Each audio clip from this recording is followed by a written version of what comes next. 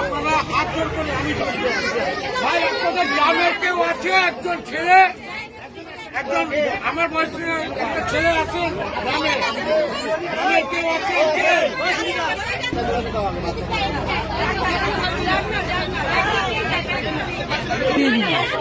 ওর সবচেয়ে বেশি ওর ক্ষতিগ্রস্ত, ও কিচ্ছু নাই। ওর যে সম্বলটা ছিল গাড়ি চালাতো, হাজবেন্ড অসুস্থ, গাড়ি চালাও খাওয়াতো, সেটাও চলে গেছে।